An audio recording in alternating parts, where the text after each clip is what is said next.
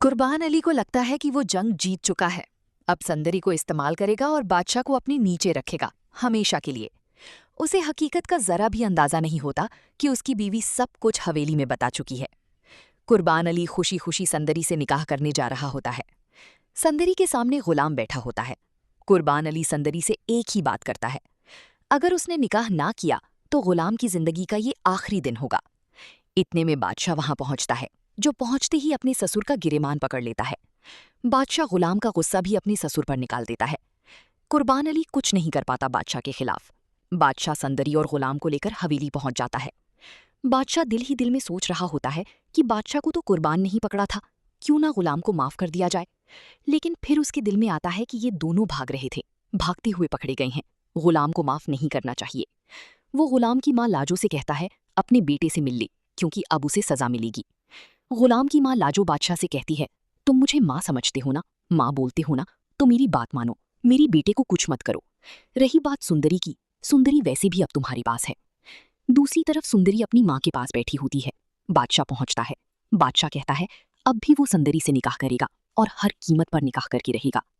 लेकिन सुंदरी दो टूक जवाब देती है कि अब वो सिर्फ गुलाम की है और गुलाम की रहेगी, चाहे वो अपनी जिंदगी से हाथ क्यों ना धो बैठी। सुंदरी की माँ बीच में आती है। वो बादशाह से कहती है, मेरी बेटी को छोड़ दो कुछ वक्त के लिए, अभी मेरे पास आई है, इसे थोड़ा सा आराम करने दो, फिर जो कुछ मर्जी करना, मैं तुम्हारी बात मानूंगी। लेकिन दूसरी तरफ गुलाम अपनी माँ से कहता है, वो जिंदगी और मौत के बीच से निकल कर आया है और अब वो अपना फैसला नहीं बदलने वाला।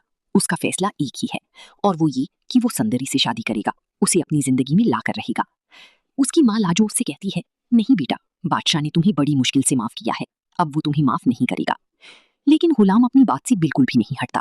गुलाम अपनी माँ से कहता है, सुंदरी जरूर मेरे पास आएगी, खुद भागती हुई आएगी, और अगर वो आई तो मैं उसे लेकर भाग जाऊंगा। दूसरी तरफ बादशाह ने अपने आदमियों को सुंदरी पर खास तौर पर नजर रखने का हुक्म दिया होता है। सुंदरी रात के अंधेरे में मौके का फायदा उठाती हुई हवेली से निकलकर गुलाम तक पहुंचती है। गुलाम सुंदरी को देखकर खुश होता है, लेकिन फौरन बादशाह को खबर मिल जाती है कि सुंदरी गुलाम के पास है। बादशाह फौरन गुलाम के घर पहुंचता है, तो सुंदरी और गुलाम दोनों वहां मौजूद नहीं होते। ये देखकर बादशाह की पैरों तले से जमीन निकल जाती है। यहाँ कहानी एक नई मोड़ की तरफ करवट लेती है। गुलाम और सुंदरी अभी सुंदरगढ़ में ही होते हैं, जहाँ बादशाह उन तक पहुंचता है। बादशाह के साथ साथ कुर्बान अली भी वहां पहुंच चुका होता है।